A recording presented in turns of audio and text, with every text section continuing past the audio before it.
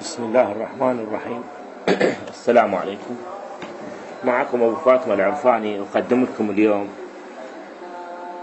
سر من أسرار سورة الحمد. سورة الحمد من أعظم السور اللي الله عز وجل أنزلها، ويكفي كرامة إلها أن الله عز وجل أمرنا أن نقرأها بكل صلاة وبكل ركعة، وأن نقرأها على روح أمواتنا ونهدي ثواب قراءتها لأرواح أمواتنا لما فيها من ثواب عظيم. سورة الحمد فيها أسرار كثيرة، لكن راح نتكلم عن سر تعظيمها، كونها مرتبطة بأربعة من حملة العرش. الله عز وجل ذكر حملة العرش بكتاب الكريم. بسم الله الرحمن الرحيم: ويحمل عرش ربك فوقهم يومئذ ثمانية. حملة العرش عددهم 8. اختلفوا المفسرين والمؤولين والعلماء أنهم ملائكة أو أرواح، أو بدأوا يوصفوهم بغير أوصاف من تعظيم الخلقة أو القوة أو القدرة، لكن هذا كله عبارة عن تجسيد الله، وهذا والعياذ بالله إشراك بالله. لأن إذا انحمل من قبل الملائكة فمعناته أن الملائكة حاملين ما يحمل الله، يصورون أن العرش عبارة عن كرسي والله يجلس عليه والعياذ بالله، وهذا شيء خطأ وكذب ووهم، وهذا شيء إسرائيلي دخل للإسلام. العرش معناته الملك، أي ما يديرون ملك الله عز وجل. هم 8 مخلوقات، 4 من هذه المخلوقات هي من آل البيت الرسول محمد صلى الله عليه وآله وسلم، ورح نثبتها الآن. 4 الباقين هم من خلق قبل خلق آدم عليهم السلام أجمعين. نحن نتكلم عن 4 اللي يخصون آل البيت عليهم السلام بإثبات عن طريق الأرقام وعن طريق الحساب بالأبجد. نتوكل على الله ونذكر سورة الحمد. نكتب هاي الحمد، معروف أنه هذا للتعريف، يستخدم باللغة العربية ويستخدم بالروحانية بالخلوات ذكر الأسماء، أو يستعاض منه بياء النداء عندما تقول يا ودود، يا رحمن، يا رحيم، أو الرحمن أو الرحيم أو الودود. أما للتعريف أو ياء النداء باستخدام الروحانية. الحاء نستنطقها إلها من العدد 8، والميم إلها من العدد 40، والدال إلها من العدد 4. فعندما نجمع الأرقام 8 زائد 40 48، زائد 4 52، 2 زائد 5 يساوي 7. هذا طريقة بجمعها، وراح نجمعها بطريقة ثانية. هذا بعدين راح تفهمون الفكرة ليش دا أذكرها هذه الأعداد، وليش دا أذكرها بأكثر من طريقة. الطريقة الأولى 8 زائد 40 يساوي 48، 48 زائد 4 يساوي 52، هذا 52. 2 زائد 5 يساوي 7. نجمعها بطريقة ثانية اللي هي 40 زائد 4 يساوي 44. 4 زائد 4 يساوي 8. 8 زائد هاي 8 يساوي 16. 6 زائد 1 يساوي 7. طلع نفس العدد.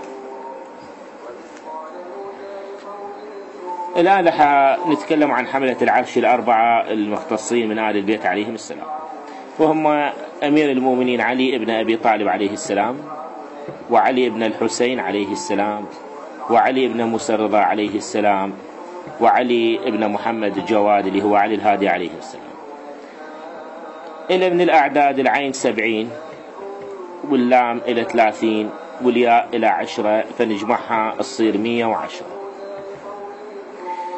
العين 70 واللام 30 والياء 10، فنجمعها تصير 110.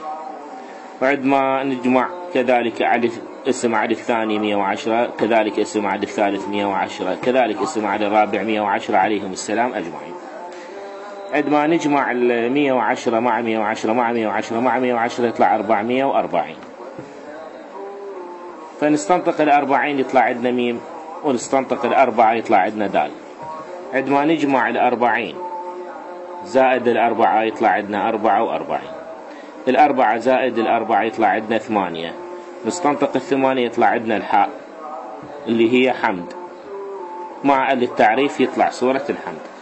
فسورة الحمد نفسها هي من أسماء الأئمة عليهم السلام اللي هم 4 من حملة العرش. 8 4 منهم من آل البيت عليهم السلام. عندما نجي ونحول الحروف إلى أرقام ترجع نفسها. الحاء 8، الميم 40، الدال 4، يطلع حمد. عندما نجمعها نفس الطريقة السابقة الطريقتين، بالطريقتين راح تطلع لنا 7. 8 زائد 40 48. 48 زائد 4 راح تطلع 52. 2 زائد 5 يساوي 7. هاي الطريقة. وكو طريقة ثانية، 40 زائد 4 44. 4 زائد 4 تساوي 8. 8 هاي زائد 8 هاي يساوي 16. 6 زائد 1 يساوي 7، وهي الآية السابعة من سورة الحمد لله عز وجل ذكرها وذكر بها حملة العرش الأربعة اللي ذكرناهم، وهي الآية السابعة: صلاة الذين أنعمت عليهم غير المغضوب عليهم ولا الضالين، وهي علي بن أبي طالب وعلي بن الحسين وعلي بن موسى الرضا وعلي بن محمد الجواد عليهم السلام أجمعين. هذا ما يخص من أسرار سورة الحمد، وما أتكلم عن استخدامها حتى لا تستغل من قبل ضعاف النفوس. حبيت أثبت ما يجب إثباته باستخدام هاي الطريقة، وأتمنى أن أكون قد وفيت بكشفها وبتقديمها بصورة مبسطة لكم، مع تحياتي وتقديري واحترامي لكم، أبو فاطمة العرفاني.